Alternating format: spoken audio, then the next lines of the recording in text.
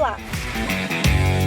Seja bem-vindo ao Processo Cast, o podcast sobre direito processual apresentado por Guilherme Kristen Meller.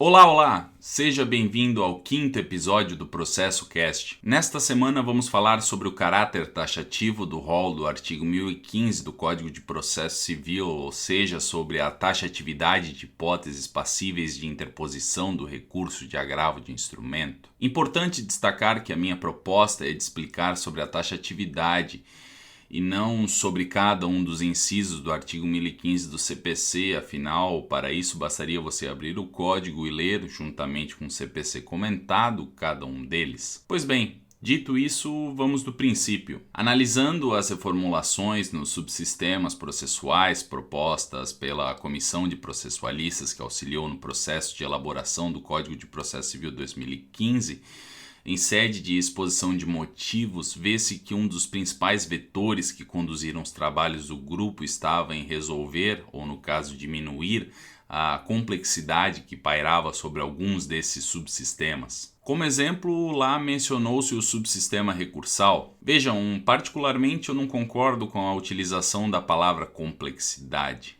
Ao meu ver, é uma palavra que abre uma porta para o infinito dentro da hermenêutica e da teoria dos sistemas. Portanto, sugiro uma reformulação. No lugar de complexidade, leia-se dificuldade ou desorganização. A questão pontuada pela Comissão de Processualistas faz total sentido. Fugindo um pouco da análise estrita ao subsistema recursal, partindo das considerações e reflexões de John Henry Merriman e Aurélio Pérez Perdomo, no clássico A Tradição da Civil Law, essa dificuldade ou desorganização, quiçá a desorganização epistêmica do processo, nada mais é do que um reflexo do próprio movimento de consolidação legislativa na tentativa de harmonizar os influxos da sociedade ao direito processual, isso manifestado posteriormente em leis especiais. No caso do CPC de 73, podemos observar isso em diversos momentos, com diversas leis especiais. Enfim, vamos focar a análise na seara recursal civil, especialmente no Código de Processo Civil de 2015,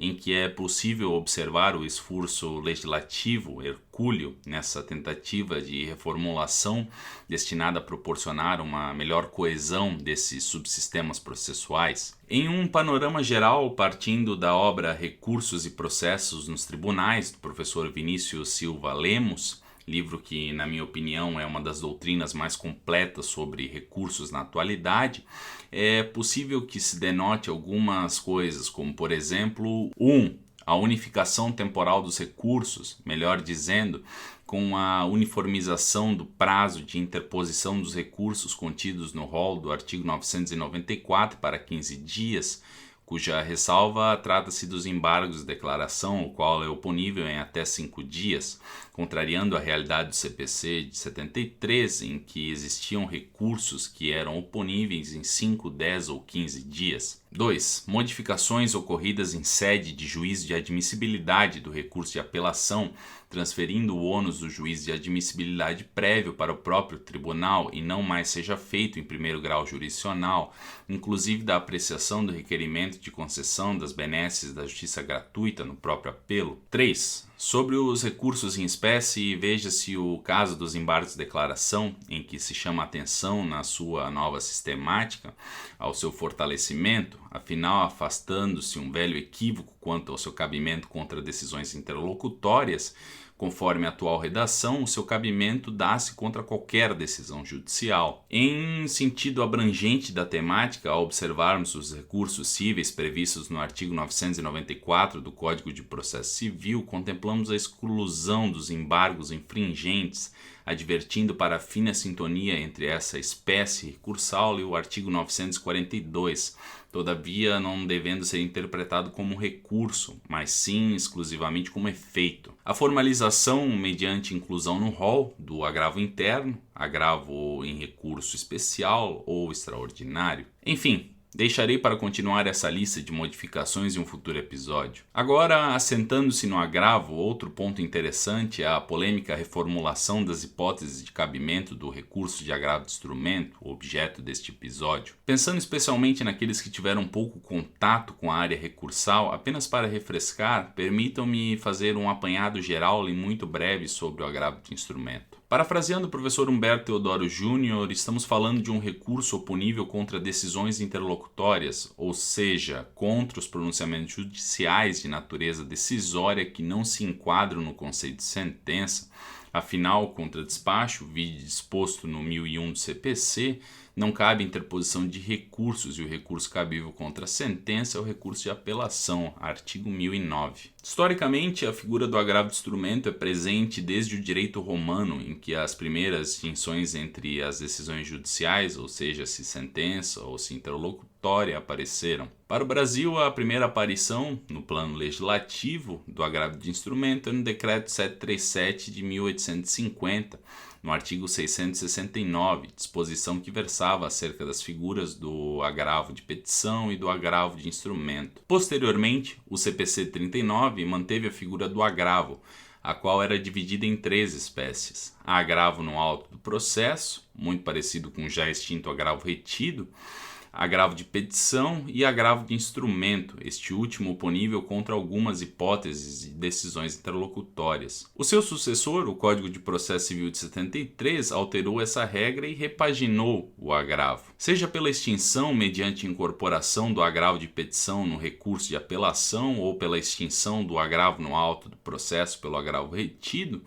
mas especialmente pela extinção da taxatividade de hipóteses de cabimento do agravo de instrumento. Por mais que seja óbvio para alguns, não custa lembrar e explicar para os que possuem pouco domínio sobre a distinção entre o rol taxativo e o rol exemplificativo. Toda vez que eu falo de um rol taxativo, significa que as possibilidades estão dadas. Do contrário, quando eu falo de um rol exemplificativo, eventuais possibilidades apresentadas servem apenas como exemplo. Com essa recapitulação, fica mais fácil centrarmos essa alteração do agravo de instrumento do CPC de 39 para o de 73. No primeiro, as hipóteses de interposição desse recurso estavam dadas, enquanto no segundo, inverte-se a regra e generaliza a possibilidade de interposição, passando a operar a partir de uma hipótese de exclusão.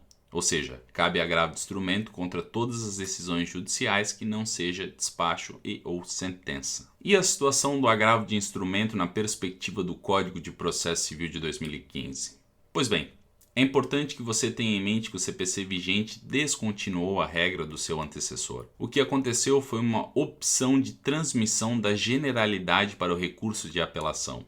Bom, Guilherme, e o que isto significa? Em sede de exposição de motivos do CPC, menciona-se que, abre aspas, o agravo de instrumento ficou mantido para as hipóteses de concessão ou não de tutela de urgência, para as interlocutórias de mérito, para as interlocutórias proferidas na execução e no cumprimento de sentença e para todos os demais casos a respeito dos quais houver previsão legal expressa. Fecha aspas. Ao meu ver, a proposta por um rol com caráter taxativo de hipóteses agraváveis é clara. Com isso, o fato do rol do 1015 do CPC ser taxativo não implica no cerceamento de uma inconformidade contra uma decisão interlocutória de natureza diversa ao rol do 1015, afinal, nos moldes do parágrafo 1º do 1009 do CPC, essa sistemática de taxatividade pressupõe que essas situações não impugnáveis via agravo de instrumento sejam apreciadas em preliminar de um recurso de apelação, e nisso está o sentido do que eu falei há pouco. No CPC de 2015, há uma transferência da generalidade para o recurso de apelação. Claro, a doutrina é divergente sobre essa constatação. Permitam-me falar sobre as 3 correntes teóricas que se formaram sobre o assunto e uma outra mais recente proveniente de um julgamento do Superior Tribunal de Justiça. A primeira corrente teórica, e esta é a majoritária, caminha em mesmo sentido ao que eu afirmei acima. Estamos diante de um rol taxativo. A interposição do recurso de agravo de instrumento se dá contra as hipóteses previstas no rol do artigo 1015. A segunda corrente teórica enxerga esse rol do 1015 como exemplificativo. tendo uma expressão considerável na ocasião da vacatio legis do CPC e no seu primeiro ano, alguns autores sustentavam que interpretar esse rol de maneira diversa seria condenar o Poder Judiciário a uma chuva de mandados de segurança contra as decisões que não estavam presentes no rol. A terceira corrente teórica a qual eu me filiei inicialmente, inclusive escrevi sobre os autores que sustentam que o rol do 1015 do CPC era taxativo mediante interpretação extensiva, ou seja, não é porque no inciso está escrito tutelas provisórias que eu precisarei colocar um antolho, ou seja, aquele acessório que é comumente visto em cavalos para limitar o campo de visão, e entender que apenas poderei agravar contra decisões que deferem ou não a tutela provisória requerida. Por meio da interpretação, se uma decisão possui uma ligação com alguma das hipóteses previstas no rol do artigo 1015, essa seria passível de interposição de agravo de instrumento. A quarta posição, assim posso dizer, é a da taxatividade mitigada, proveniente da decisão do Superior Tribunal de Justiça no julgamento dos recursos especiais de números 1.705.520 e 1.696.396 ao final do ano de 2018, na qual foi relatora a excelentíssima ministra Nancy Andrighi. A tese firmada pela Corte, conforme repetitivo 988, é de que, abre aspas, o rol do artigo 1015 do CPC é de taxatividade mitigada. Por isso admite a interposição de agravo de instrumento quando verificada a urgência decorrente da inutilidade do julgamento da questão no recurso de apelação. Fecha aspas. Particularmente, eu não concordo com a posição da Corte. Vejam, após tomar uma surra no mestrado e continuar apanhando no doutorado, revi uma série de posicionamentos meus, inclusive sobre o caráter do rol do artigo 1015 do CPC. Eu vejo esse rol como taxativo, sem qualquer variação, especialmente quando observo a inclinação do legislador processual em sede de exposição de motivos. A questão da extensão interpretativa sobre as hipóteses que lá existem nada mais é do que uma construção do próprio positivismo jurídico. De mesma forma que nunca tivemos um período exegético brasileiro, como alguns gostam e acham que tivemos, nunca tivemos um juiz boca da lei no sistema jurídico brasileiro. A discricionariedade, ou melhor, a interpretação em seus limites, faz parte do sistema jurídico.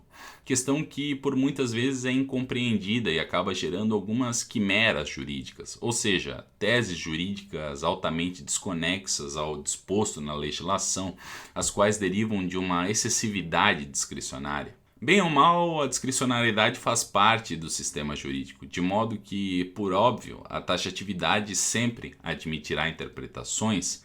Por isso, entendo inexistir uma taxatividade extensiva. É e simplesmente taxatividade. A própria percepção de direito necessita da interpretação. Sem ela, afinal, apenas se teria lei e não direito. Isso é o que me preocupa com a tese da taxatividade mitigada.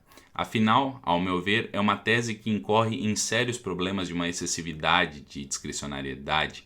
Aos que tiverem interesse, leiam os livros Os Limites da Interpretação e a Interpretação e Superinterpretação, de Humberto Eco. Mas claro, isso é apenas uma opção minha. Eu não sou o senhor da verdade. Você é livre, contanto que fundamente a sua escolha, para filiar-se a qualquer corrente que melhor entender. Este episódio é apenas para discutirmos sobre esse tema tão relevante na teoria e na prática. Espero que esta análise sobre a taxatividade do agravo de instrumento tenha sido útil. Este é o Processo Cast. A obra de arte selecionada para a capa deste episódio é a At the Moulin Rouge, uma obra particularmente interessante por N fatores. Pesquisem sobre. Aguardo vocês no próximo episódio.